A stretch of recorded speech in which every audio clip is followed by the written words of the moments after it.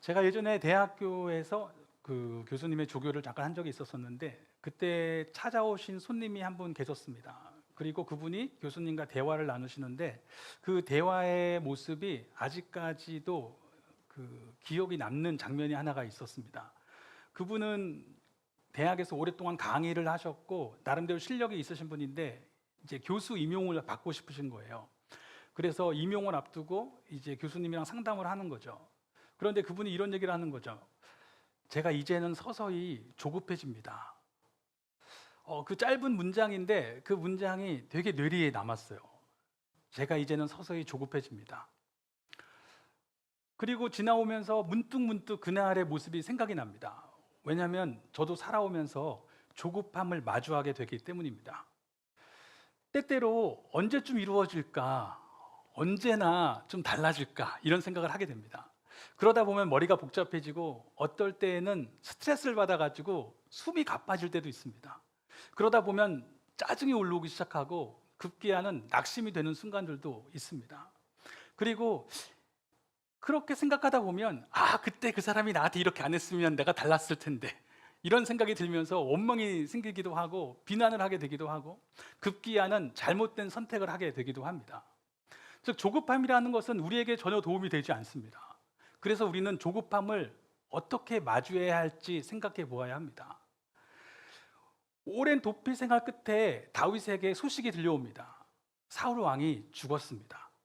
전쟁터에서 그와 그의 아들들이 안타깝게 죽음을 맞이하였습니다. 그러자 유다 지파 사람들이 다윗에게 와서 이제 우리의 왕이 되어달라고 합니다. 다윗이 유다 지파 출신이잖아요. 그래서 헤브론이라고 하는 도시에서 그들의 왕으로 다스리게 됩니다. 그러나 아직 다른 지파들은 다윗을 왕으로 인정하지 않고 있었어요. 12지파라고 알고 계실 텐데 이 남쪽에 유다 지파가 있고 시므온이라고 하는 지파는 유다 지파 가운데에 그 영토가 있습니다. 그래서 나중에 시므온이라는 지파는 사라져버려요. 유다 지파로 그냥 흡수돼 버려요. 그리고 나머지 10지파가 위에 있는데 이 10지파는 사울의 아들인 이스보셋을 왕으로 세워서 여전히 사울 왕가가 다스리고 있었습니다. 그렇게 약 7년의 시간이 지나가고 있었고 그 가운데 점점 다윗의 왕가는 번영하기 시작하고 사울의 왕가는 쇠락하다가 급기야는 사울의 아들 이스보셋이 죽음을 맞이하게 됩니다. 그러고 나니까 이스라엘 장로들이 이제 다 다윗에게 온 거예요. 그리고 아까 말씀 보신 것처럼 당신이 우리의 혈육이고 사실 사울 왕이 있었을 때에도 우리를 전쟁터에 이끌고 나갔던 분은 왕이십니다. 즉 당신이 그때부터 이미 왕으로서 우리를 다스리고 계셨습니다. 그러니 이제 이스라엘의 목자가 되라는 주님의 말씀대로 우리의 왕이 되어 주십시오. 이렇게 추대를 하게 되죠. 그리고 그때 왕이 되어서 다윗은 나라를 다스리게 됩니다. 다윗이 왕이 되자 이스라엘은 번영하기 시작합니다. 다윗이 가는 곳마다 여호와께서 함께 하셔서 다 승리를 거두게 하시는 거예요. 그리고 수도를 이제 옮길 필요가 있는데 저 위쪽에 예루살렘이라고 하는 곳이 있었습니다. 예루살렘이 다른 지형보다 높은 요새예요.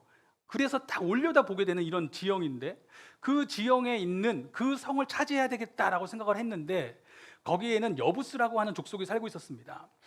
이스라엘 백성들이 사사시대 때 이 가나안 땅에 들어온 이후로도 여부스 족속은 건들지 못했어요. 워낙 강성한 민족이고 그 땅이 천혜의 요새다 보니까 점령을 못했었는데 다윗이 거기를 수도로 삼자고 합니다. 여부스 족속이 너는 안 될 것이다 라고 이야기하지만 다윗은 승리를 거두고 그곳이 다윗성이 됩니다. 그렇게 다윗의 나라가 강성해지니까 이웃 나라들에서도 와 보는 눈이 달라지는 거예요. 저기 위쪽에 두로라고 하는 나라가 있었는데 세계사에서는 페니키아로 알려져 있는 그 민족입니다. 그 두로라고 하는 곳의 왕이 다윗을 보고 너무 좋아해서 다윗을 위해서 목수도 보내고 그쪽이 레바논 지역이니까 백향목들이 많거든요. 목재를 잔뜩 보내서 다윗을 위해 성까지 지어주게 됩니다. 이제 다윗은 왕이 되었고 자신의 나라는 번영하고 있고 화려한 왕궁에서 살고 있습니다. 다윗이 그 삶을 보면서 어떤 이야기를 하게 될까요? 어떤 생각을 하게 되었을까요? 놀랍게도 오늘 본문 말씀 5장 12절을 보면 다윗은 이렇게 고백합니다. 다윗은 여호와께서 자기를 세우사 이스라엘 왕으로 삼으신 것과 그의 백성 이스라엘을 위하여 그 나라를 높이신 것을 알았더라. 즉 다윗은 지금 자기가 이 자리에 있는 것이 하나님의 은혜라고 고백하기 시작합니다. 그리고 하나님의 은혜로 이 자리에 서 있다라면 세우신 이유가 있겠죠. 그래서 그 이유가 무엇인가 고민해 보았을 때 그가 하는 생각은 하나님이 하나님의 백성 이스라엘을 위해서 이 나라를 번영하게 하시는구나. 이렇게 생각한다는 건 앞으로 이 사람이 하게 될 모든 기준은 하나님이 이스라엘을 위해서 무엇을 하길 원하실까? 하나님의 뜻이 기준이 된다라는 이야기이겠죠. 다윗은 그렇게 생각합니다. 하나님의 은혜 그리고 하나님의 소명. 그런데 그렇게 고백하는 게 결코 쉽지가 않습니다. 야, 나도 그 자리에 가면 그렇게 고백할 수 있다 라고 생각하실 수 있겠지만 실제로 그렇게 고백하는 게 쉽지가 않습니다. 왜냐하면 그 이후에 다윗의 후손들이 이제 열왕들이 왕들이 되잖아요.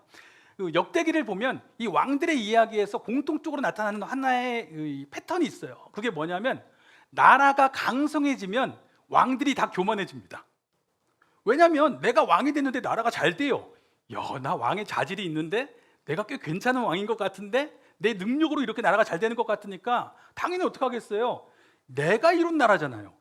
그러니까 내 왕위를 지켜야죠. 이걸 어떻게 빼앗겨요? 그러니까 그 왕위를 지키는데 급급해지게 됩니다. 그런데 다윗은 10절을 보면 강성하여졌다라는 표현이 분명히 나오거든요. 그런데 다윗은 그때에 하나님의 은혜를 고백하는 거예요. 주님이 나를 부르신 소명을 고백하는 겁니다. 아니, 어떻게 이렇게 다를 수 있을까? 어쩌면 사울이란 사람도 처음에 왕이 되었을 때에는 겸손한 마음이 있었지만 곧 나라가 금세 성장하고 나니까 창업자잖아요. 어떤 면에서 창업자인데 자기의 이 나라가 잘 되고 있고, 그러면 내 능력으로 내가 창업해서 된 나라 같고, 그러면 내가 갖고 있는 이 왕위를 빼앗길 수 없다라고 생각하는 게 어떤 면에서 인지상정이 아닐까 생각해 봅니다. 그럼에도 불구하고 다윗은 달랐던 거예요. 도대체 어떻게 그가 다를 수 있을까? 아마도 다윗이란 사람은 성품 자체가 굉장히 겸손한 사람이었나 보다, 즉 소양이 좋은 사람이었나 보다라고 생각할 수도 있습니다. 혹은 그의 부모님이 그를 잘 훈육시켰을 수도 있습니다. 그러나 그런 다른 이유들을 생각해 볼 수 있겠지만 우리가 성경에서 찾을 수 있는 중요한 이유는 다른 곳에 있습니다. 다윗은 사울과 달리 왕이 되는 과정이 꽤 오래 걸렸습니다. 이게 무슨 차이일까 싶을 수 있겠는데, 사울은 사무엘상 10장을 보면 그 왕으로 기름 부음을 받고 나서 바로 백성들 앞에서 공식적으로 선포를 받게 되고 그 다음에 전쟁에 나가서 승리해서 모든 백성이 지지를 받게 되죠. 그런데 다윗은 사무엘상 16장에 기름 부음을 받았지만 그가 바로 해야 됐던 일은 가서 양치는 겁니다. 그리고 조금 있다가 골리앗을 이겨서 장군이 되었지만 곧 사울의 미움을 받아서 계속해서 도피 생활을 하게 돼요. 그것도 잠깐 1, 2년이 아니라 10수년을 하는 거예요. 그렇게 도피 생활하면서 언제 죽을지 모르는 위험 속에서 이렇게 쫓겨다니는 생활을 하게 됩니다. 그리고 나서 나중에 왕이 된 거예요. 어쩌면 이 과정의 차이가 삶의 차이를 만들어냈다라고 봐도 되지 않을까? 아니, 과한 생각이 아닐까? 그렇게 생각하실 수도 있지만 저는 이 과정의 차이가 삶의 차이를 낳았다라고 보는 견해가 성경적으로 부당하다고 보지 않습니다. 셰익스피어라고 하는 유명한 문학가가 그 사람이 쓴 유명한 그 작품 중에 헨리사세라고 있는데 거기에 나오는 대사 하나가 유명해요. 뭐냐면 왕관을 쓰려는 자, 그 무게를 견뎌라, 이겁니다. 왕관을 쓰려는 자, 그 무게를 견뎌라. 무슨 뜻일까요? 왕관은 굉장히 무거운가요? 영국 왕관 중에 제일 무거운 거는 한 2.3kg 정도 된다고 합니다. 가늠이 안 오실 수 있는데 1980년대 그때쯤에 철모, 한 90년대 초부터 이 철모가 경량묘로 바뀌기 시작하는데, 그래서 한 90년대 중반부터 이렇게 막 초반부터 장교부터 시작해서 이렇게 차근차근히 바뀌잖아요. 그런데 철모가 1.3kg 정도 됐다고 해요. 그 당시에도 군대 다녀오신 분들은 철모 무거우셨잖아요. 근데 그 철모를 한 2개를 이렇게 쓰고 가시는 거예요. 그러니까 왕의 이 왕관도 그다지 가볍지는 않습니다. 그래서 그 무게를 기르기 위해서 목 근육 훈련을 많이 해야 되는 걸 수도 있죠. 그러나 당연히 아시는 것처럼 여기서 말하는 것은 비유적인 겁니다. 자, 왕관이라고 하는 것은 무엇을 의미합니까? 권력이죠.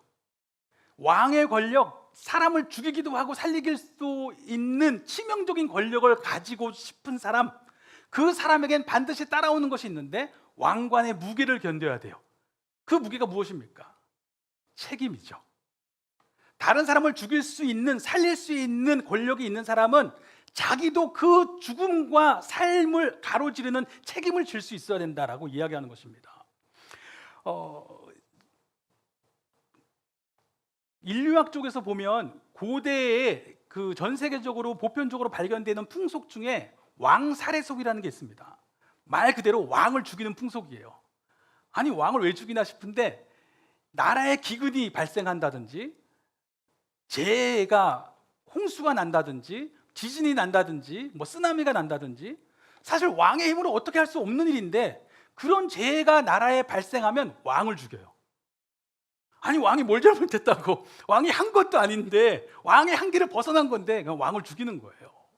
아니, 이게 말이 되나? 라고 생각할 수 있는데 왕은 그런 자리입니다. 왜냐하면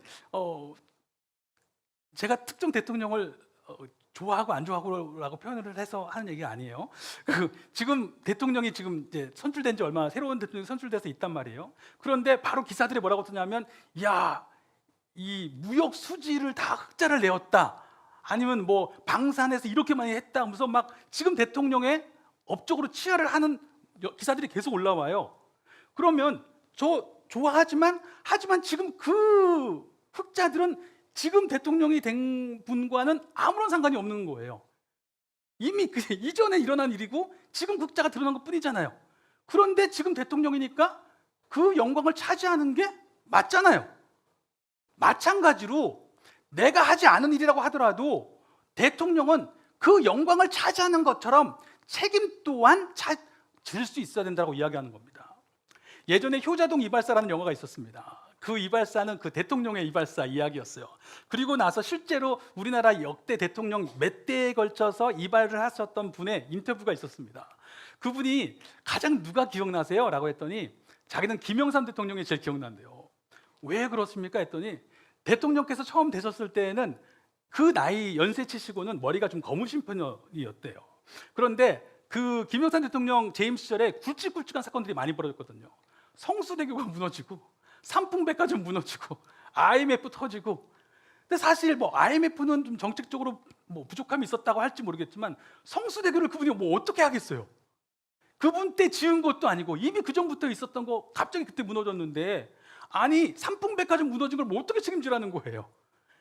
그런데도 그 사건이 터졌을 때마다 김영삼 대통령 나와서 사과 담아 다 하고 그때마다 이발을 하면 머리가 그냥 한순간에 확 휘어지더라는 거예요. 그게 그냥 조금 휘어지는 그 개념이 아니라 확 휘어지는 걸 너무 눈으로 보이니까 그게 너무 인상적이었고, 나중에 그 IMF까지 터지고 이제 정권 교체할 때는 머리가 다 백발이 돼가지고 나가셨대요. 어떻게 보면 좋은 대통령이죠. 어떤 일이 벌어졌을 때 그 일에 대한 책임감을 느끼는 거예요. 대통령은 그런 자리입니다. 왜요?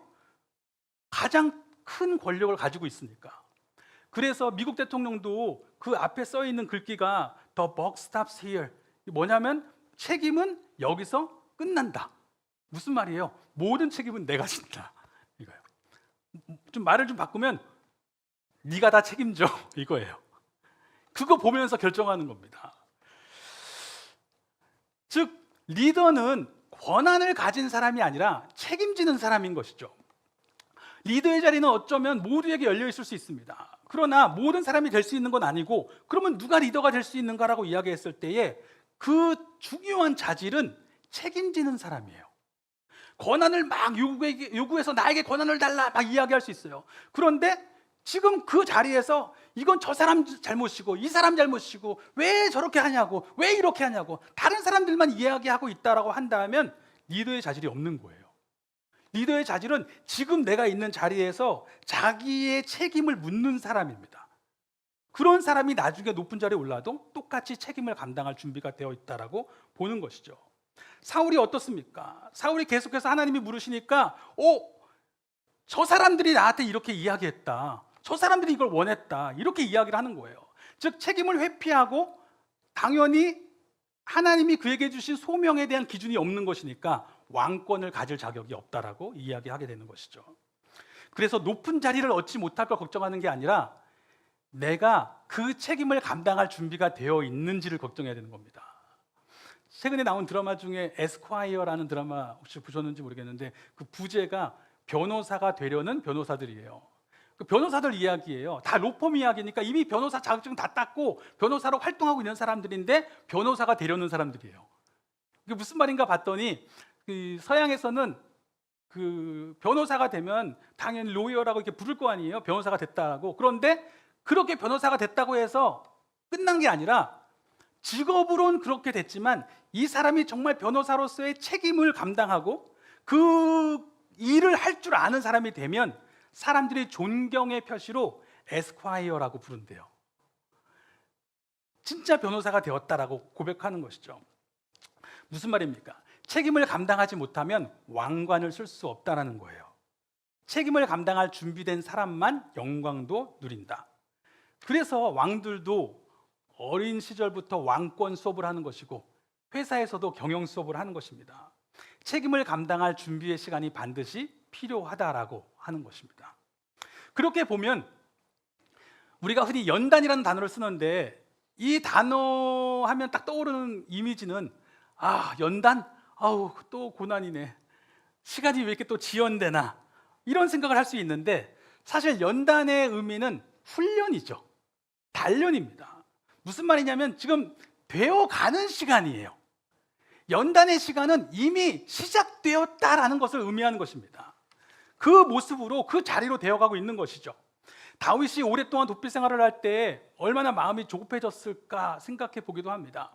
주위 사람들이 언제까지 이렇게 도망 다닐 겁니까? 이렇게 이야기할 수 있죠. 다윗 역시도 왜 사울은 바로 왕이 됐는데 나는 이렇게 질질 끌면서 왕이 돼야 되나 이런 생각이 들었을 수도 있습니다.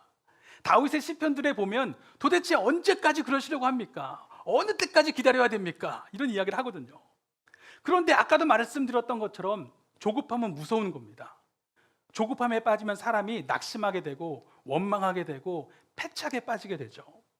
다윗은 그 시간들을 어떻게 이겼을까? 직접적으로 이야기하진 않습니다. 그러나 다윗의 삶을 보면서 우리는 그가 그 조급해질 수 있는 시간을 연단으로 받아들였다는 것을 알 수 있습니다. 그는 하루하루 자신이 되어가는 시간이라고 알고 있었어요. 하루하루 그날 자기에게 일어나는 일들 속에서 오늘 하나님의 주권을 인정하고 오늘 나를 부르신 뜻 안에서 내가 무엇을 해야 되는지 선택하려고 했습니다. 즉 그는 그 시간을 오늘의 시간, 즉 그 시간이 이미 그에게는 왕권이 시작된 시간이었어요. 그것이 어디에든지 간에 어떤 순간이든지 간에 왕권으로서 자신이 무엇을 해야 되는지를 묻는 시간, 이미 되어가는 시간이었던 것입니다. 그렇게 따지면 그는 이렇게 고백하는 것과 다름이 없었습니다. 오늘이 중요하다. 언제 되는가가 중요한 게 아니라 오늘이 중요하다는 거예요. 오늘 하늘의 생명으로, 오늘 하나님의 주권을 믿으면서 오늘 자녀로, 오늘 보냄받은 사람으로 그렇게 살아가는 것이 중요하다는 것입니다. 오늘 왕관의 무게를 견뎌내야 되는 것입니다. 오늘 그 무게로 살아가는 사람이 왕관의 영광으로도 나타나기 시작한다라고 말하는 겁니다. 어떻게 보면 다윗에게는 연단의 시간이었겠지만 하나님에게는 그 연단이 그렇죠. 좋은 의미로 연단의 시간을 하나님께서는 왕권 수업으로 분명하게 보고 계시는 것이죠. 만약에 다윗에게 그런 시간이 없었다라면 그는 사울과 달랐을까? 감히 비교할 그런 게 아니지만 저도 개척하고 교회가 성장하는 과정 속에서 어떤 어려움들이 있을 때마다 늘 했던 생각 중에 하나가 뭐냐면 언제쯤이면 이런 걱정 안 하나? 도대체 어떻게 해야 다다를 수 있을까? 이런 생각들을 하게 되잖아요. 그러면서 마음이 조급해지는 겁니다. 그러다 보면 마음이 낙심되기도 하고 원망하는 마음도 생기고 막 그러는 거예요. 그러면 그때 그걸 어떻게 이깁니까? 감사한 것은 그 시간을 이겨오게 하신 그 과정 속에서 하나님이 저에게 보여주신 것은 그 모든 시간들을 연단으로 보게 하신 것이죠. 되어가는 시간이구나. 이 시간이 이미 교회로서의 길이 시작된 것이구나. 우리는 교회의 길이 마치 한순간에 어떤 큰 교회가 되어져 있어야 교회가 되고 교회의 영광이 주어진 것처럼 보이지만 지금 이미 교회의 길이 시작된 거예요. 제가 걷고 있는 그 걸음이 교회구나. 어려움 속에서 하나님이 돌보심을 경험하면서 하나님이 나를 아시는구나. 하나님 나를 이렇게 사랑하시는구나. 그런데 왜 이런 시간이 필요하지? 연단이구나. 지연되는 시간이 아니라 이것이 바로 교회가 되어가는 시간이구나. 이것이 바로 교회의 길이구나. 오늘 교회의 무게로 살아가면 되는 것이구나. 그것을 깨달으면서 오늘 교회의 길로 걸어가는 데에만 마음을 집중할 수 있는 것입니다. 그리고 감사가 나오기 시작하는 거예요. 이 시간 없이 그냥 어떤 모습으로 되어져 있다라면 나는 어땠을까? 나는 어떤 사람이었을까? 잠언서에 보면 이런 말씀이 있습니다. 처음부터 속히 잡은 산업은 마침내 복이 되지 아니하느니라. 어떤 번역본은 처음부터 속히 모은, 그러니까 빨리 모은 재산은 마침내 복이 되지 않느니라. 또 빨리 얻은 권세는 마침내 복이 되지 아니하느니라. 이런 식으로 번역하기도 했었습니다. 믿음의 사람들은 다 그 여정을 거쳐갔죠. 우리가 생각할 때는 아브라함은 금방 소원이 이루어진 것 같지만 25년을 기다려야 되고, 야곱도 금방 약속대로 이루어진 것 같지만 20년 이상을 기다려야 됐고, 요셉도 금방 총리된 것 같지만 17년을 노예 생활을 해야 됐고, 다 그 시간을 지나가는 겁니다. 중요한 것은 그 시간을 지나간 사람은, 요셉이 그 시간을 지나갔기 때문에 자기가 총리가 됐을 때에 이것이 자신의 능력으로 된 것이 아니라 하나님의 은혜로 된 것이고, 하나님이 나를 왜 이 자리로 보내셨지? 많은 사람의 생명을 살리기를 바라시는구나. 하나님이 이 일을 통해서 하나님의 백성의 생명을 살리게 하시려고 나를 이 자리에 두신 것이구나. 그것을 깨달았다라고 분명히 고백하는 것입니다. 예수님도 이 땅에서 살아가실 때 제자들이 많이 조급해했습니다. 그를 만날 때마다 이때입니까? 계속해서 물어요. 심지어 부활하시고 났는데 그때도 또 묻습니다. 이때입니까? 그런데 예수님이 그렇게 말씀하지 않으시죠. 때와 시기는 너에게 속한 것 아니니까 거기에 관심 갖지 말아라. 사단도 예수님께 와서 이야기합니다. 빨리 사람들의 영광을 받아야 되지 않겠어? 그러나 예수님은 그때마다 말씀하십니다. 기록되었으되, 하나님이 오늘 나에게 말씀하시는 것이 중요하다. 나는 이미 보냄받았다. 나는 이미 그리스도의 무게로 살고 있는 것이다. 나는 이미 교회이다. 즉 언제 되냐는 것이 중요한 것이 아니라 오늘의 답이 있다라고 말씀하신 것입니다. 저희 이번 주에 저희 아이가 이제 둘째 시험을 보고 왔는데 우리 기부스를 했기 때문에 시험 끝나고 점심 때 데리러 가려고 가는데 시간이 약간 좀 비었어요. 그래서 한 5분 10분 정도 그 정문에 차를 댈 수가 없어가지고 그 바로 옆에 화원에다가 차를 대놓고 좀 기다리고 있었습니다. 그런데 화원에 댔으니까 좀 그 차 안에만 있긴 뭐해서 그 화원 안에 들어갔는데, 저희 아내가 이제 화원 안에 들어갔는데 금세 그 사장님이랑 같이 나오더라고요. 그러니 그 사장님이 저한테, 목사님 여기에 여기 국화꽃 이렇게 있는 거 이거 다 가져가세요 그러는 거예요. 그래서 이거 왜요? 그랬더니 이거 다 상품 가치가 없어진 겁니다. 다 지고 있는 거예요. 이거 저 버려야 되니까 가져가세요. 그래도 지금 그 땅에다가 심어 놓으면 그런 대로 보실만 할 겁니다. 이렇게 이야기하는 거예요. 그래서 제가 그러고 나서 하시는 얘기가, 그런데 그렇게 놔두세요 그냥. 그러면 내년에 다시 꽃이 날 겁니다. 제가 교회에서 그동안 국화를 여러 번 해봤는데 좀 그렇게 좀 활짝 폈다가 점점 마르고 어느 순간 죽으면 그냥 버렸는데, 그리고 한두 번 심기도 했는데 안 피던데요. 그랬더니 그거는요, 가을에는 사람들이 물을 주지 않기 때문입니다. 사람들이 꽃이 필 때에는 물을 줘요. 꽃이 활짝 필 때에는 물을 줘야 된다고 생각하는 거예요. 그런데 꽃이 지고 나면 그때는 그냥 물을 안 줘도 된다고 생각하는 거예요. 그런데 그때 물을 줘야 됩니다. 그때 물을 준 나무들은 다음에 꽃이 반드시 열립니다. 그렇게 얘기하는 거예요. 근데 그 얘기를 듣는데 가르침을 받는 느낌이었어요. 그렇구나. 벌써 내년의 생명을 시작하고 있는 것이구나. 지금 꽃이 없는 이 시간이, 힘들게 여겨지는 이 시간이 없는 시간이 아니라, 지연되는 시간이 아니라, 안 되는 시간이 아니라 내년의 생명이 시작된 시간이구나. 되어가는 시간이구나. 오늘 물을 줘야겠다. 그렇게 고백하게 되는 것입니다. 하나님이 우리를 교회로 부르셨습니다. 교회의 영광을 차지하고 싶습니다. 왕과 제사장으로 부르시고 자녀와 사도로 부르셨다고 할 때에 그 영광이 어떤 것일까? 언제쯤이면 그 영광을 보게 될까? 그런 질문을 할지 모릅니다. 그러나 이미 교회의 삶이 시작되었습니다. 이미 우리에게는 교회의 무게가 주어져 있습니다. 그 무게로 살아가는 것입니다. 천국의 영광이 무엇입니까? 하나님과 함께 살아가는 겁니다. 교회의 영광이 무엇입니까? 주님의 몸된 자로 살아가는 것입니다. 오늘 그렇게 살아가면 이미 나는 교회의 무게를 짊어지고 살아가는 것이고, 교회의 영광이 오늘 그리스도의 무게로 살아가는 그 사람의 걸음 속에서 드러나는 것입니다. 오늘이 중요합니다. 오늘 주님의 주권을 믿고 오늘 나를 부르신 그 뜻을 따라 살아가는 것입니다. 오늘이 중요합니다. 오늘 하나님의 형상으로 교회로 살아가는 것입니다. 오늘이 중요합니다. 오늘 교회의 무게로 살아가면서 교회의 영광이 무엇인지를 알게 되는 것입니다. 왕관을 쓰려는 자, 그 무게를 견뎌야 합니다. 교회의 길을 가려는 자, 교회의 무게로 살아가기를 예수 그리스도의 이름으로 축원합니다. 아멘. 우리 같이 기도하겠습니다. 이 시간 함께 같이 묵상으로 기도하실 때에, 주님, 우리를 교회로 부르셨습니다. 그 교회의 영광을 우리에게 보여주셨고 그 영광을 우리는 소망합니다. 그런데 주님, 우리는 그 영광이 아직 다가오지 않은 것처럼, 먼 훗날에 보게 될 것처럼, 왜 아직 안 다가오는지, 왜 이렇게 시간이 지연되는지 그렇게 조급해하고 있는 것은 아닙니까? 주님, 우리를 교회로 부르셨을 때에 이미 우리에게 교회의 길을 시작하셨습니다. 우리는 되어가고 있습니다. 오늘 교회의 무게가 우리에게 주어졌습니다. 주님, 오늘 교회의 무게로 살아가게 하여 주시옵소서. 오늘 교회의 영광이 그 걸음을 통하여 나타나게 하여 주시옵소서. 우리 같이 묵상하며 기도하며 나가겠습니다.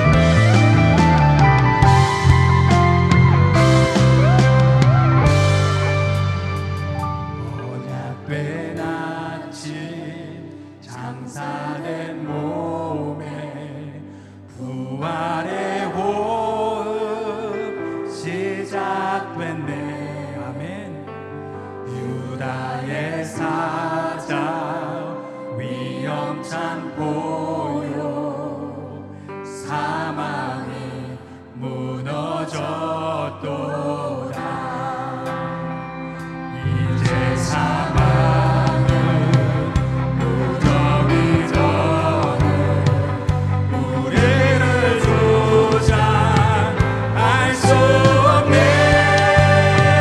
유다의 사자 위협찬 보여 사방이 무너졌도다. 사방이 무너졌도다. 주 예수 승리하셨네.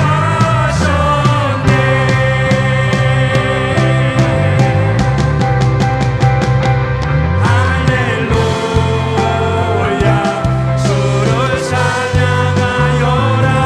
할렐루야 자유케 하셨도다. 죄의 저주 끊으신 주께 구원했도다. 주 예수 나의 산소망. 할렐루야 주께 찬양하여라. 할렐루야 자유케 하셨도다.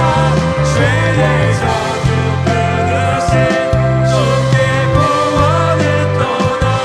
주 예수 나의 산소망. 할렐루야 주를 찬양하여라. 할렐루야 자유케 하셨도다. 죄의 저주 끊으신 주께 구원했도다. 주 예수 나의 산소망. 그리스도 나의 산소망. 주 예수 나의 산소망.